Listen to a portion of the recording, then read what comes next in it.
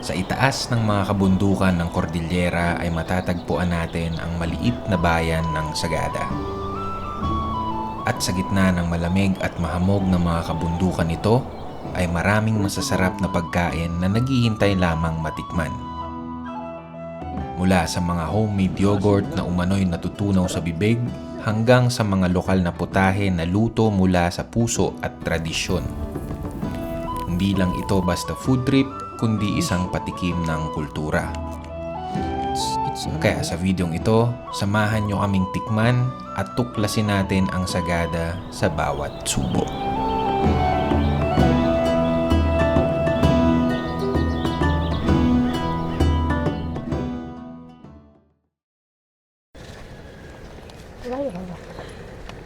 Ang usual na oras ng dating nating mga turista sa Sagada kapag commute ay around 9 to 11 a.m.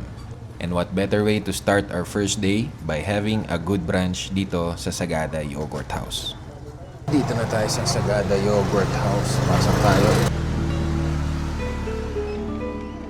Hello.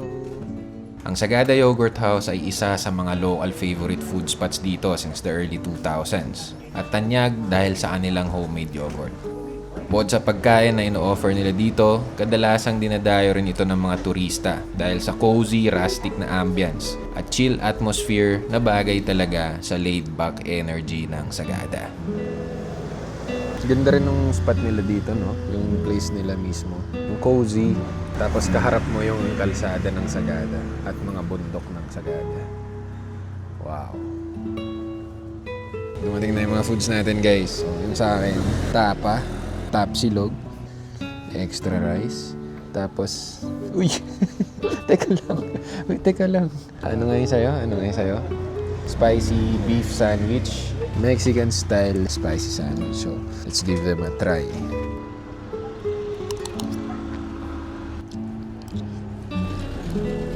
Pretty normal, pero yung tapa niya, para siyang binilad. Alam mo yun? Pwede na to, itong brunch. Sarap, ayos.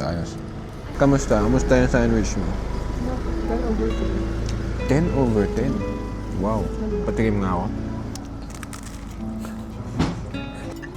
Sarap nga. Ang sarap nga, ate. Palat. 10 over 10 nga to.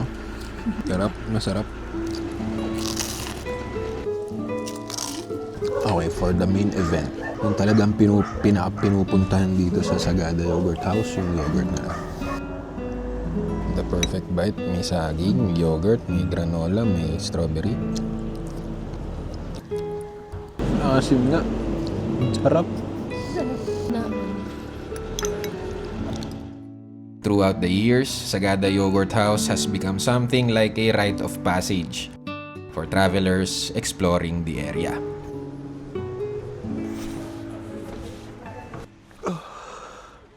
Wow.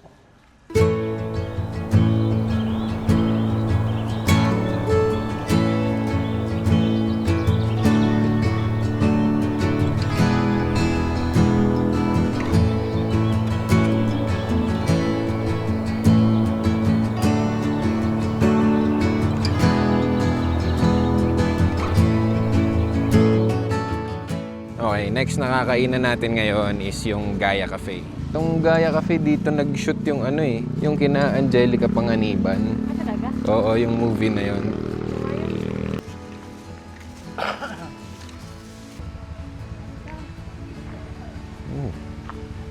Hindi pala yun. Nakaka-attract lang ng attention yung house pero hindi yun yung cafe. Doon pala sa baba. Yan. Ang Gaya Cafe ay isang vegetarian cafe na nakatayo sa pagitan ng mga matatahimik na bundok ng Sagada. Likas sa restaurant na ito ang farm-to-table na konsepto kung saan maraming sangkap sa menu nila ay galing mismo sa lokal na komunidad o sa sarili nilang taniman. Bukod sa kanilang masasarap na plant-based na pagkain ay masasaksihan nyo rin ang magagandang rice terraces sa mismong tapat ng inyong mga lamesa at mga sining na likha ng mga local artisans. Sige, labas tayo para mas makita nyo ng maganda. Wow!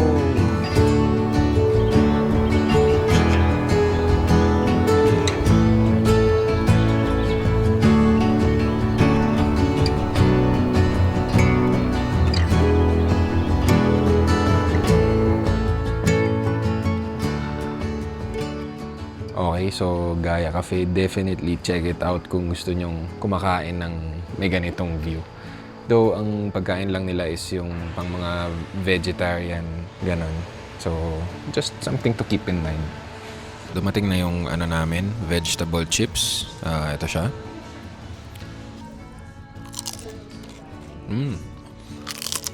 It's very light. Tas yung sauce niya medyo maasim-asim na tangi na may parang may lemon something. Wait, di ko matigilan yung chips.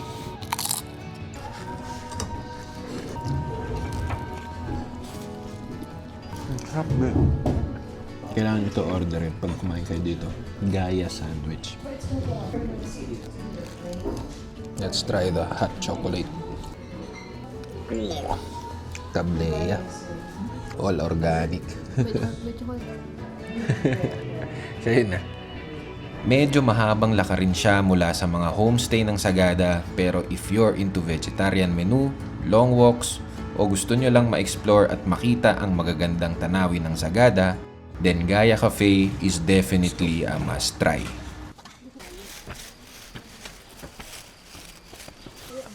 Ang next stop natin ngayon ay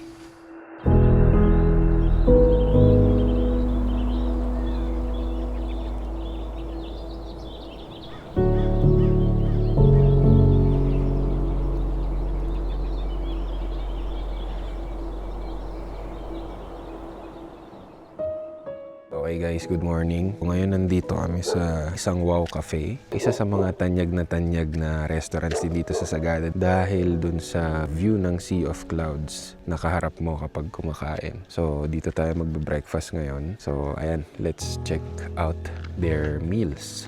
Ang isang Wow Cafe in partner with Bros Inasal ang isa sa dinarayo ng mga turista dito sa Sagada.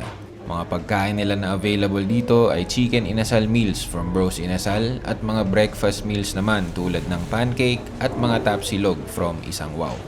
So our food has arrived. Fried chicken for breakfast. It's pancake. Hindi ko kasi alam na may mga pancake pa dito. Puro chicken kasi nasa menu nila kanina.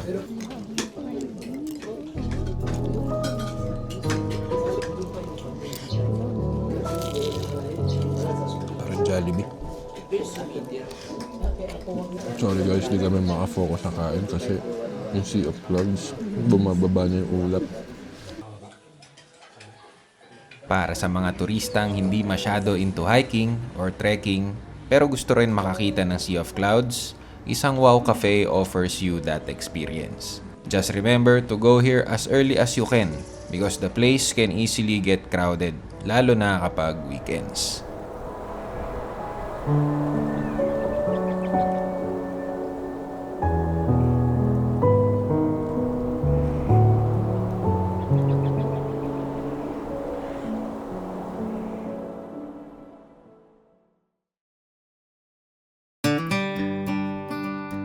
At ngayon naman guys ay magla-lunch tayo sa isa rin sa pinaka-masasarap at sikat na mga resto dito sa Sagada sa Salt and Pepper Diner. Kay Erwan Yusuf ko to unang nakita.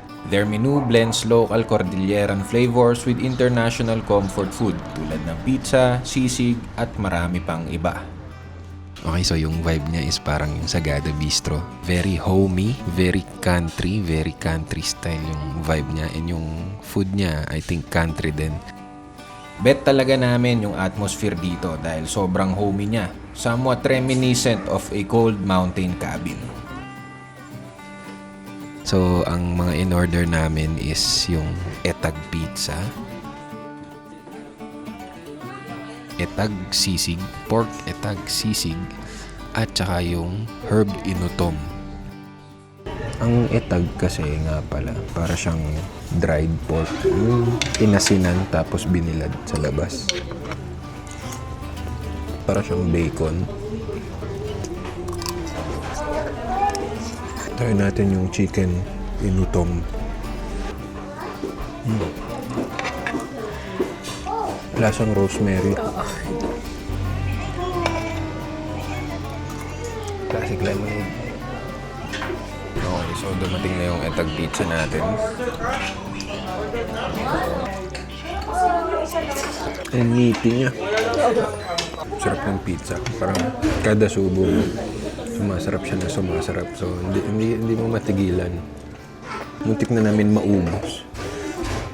Kaya kung gusto nyo ng medyo country style, yung tipong cowboy vibe ba, in terms of food and ambience, Salt and Pepper Diner is one to check out.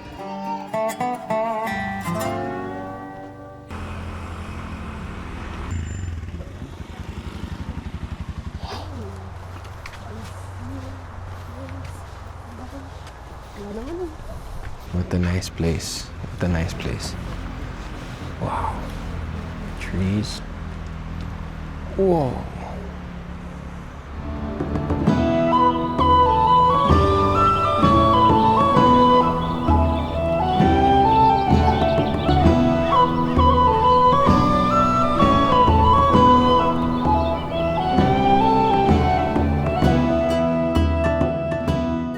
Located sa Sagada, Bisao Road, ang Sagada Cellar Door ay isang unique na craft beer brewery na nakapwesto sa gitna ng mga mapupunong highlands ng Sagada. Magandang pumunta dito ng pahapon hanggang gabi dahil nagsiset up sila ng bonfire at malaya kang makakapag-relax, unwind at kung extrovert ka, this is one of the places to make new friends. So, order kami ng meal. Let's try their beer. Kasi masarap daw beer dito. Tingnan natin. As a German. Ito ng dalawa na? Okay, thank you. Yan, sa kanya yung mango. Mango something soda. Sa kanya yung dark ale nila. Sagada Cellar Door, dark ale. Para siyang dark chocolate na soda na beer. Parang mix-mix yung lasa niya. Grabe guys. Super lamig dito. Sagada Cellar Door pa more ng isang jacket lang. Pass. Lamig. Lamig masyado. Doble yung jacket nyo. So, ito kakainin namin. Bread and sausages. Wow. Foreigner na foreigner. Puksain na natin to. Uy. It's ano? Bockwurst. Boiled sausage. Crunchy nung skin niya. Ano ba to? Ito ba sourdough? Maasim nga. We'll go here for the vibe and for the beer. Sarap yung beer.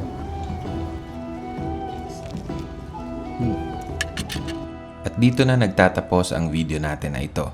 Sana ay muli kaming nakapagbigay ng ideas at kamalayan sa inyo patungkol sa mga kainan na meron dito sa Sagada. Hindi lang ito basta food trip, kundi patikim ng kultura. Maraming magandang lugar at masasarap na pagkain ng Pilipinas. Kailangan lang natin mahalin at tangkilikin ang sariling atin. Kaya laging tandaan na locally made is not a negative thing. Muli, maraming salamat sa inyong panonood at kita-kits sa susunod pa naming mga video ng paglalakbay sa Pilipinas.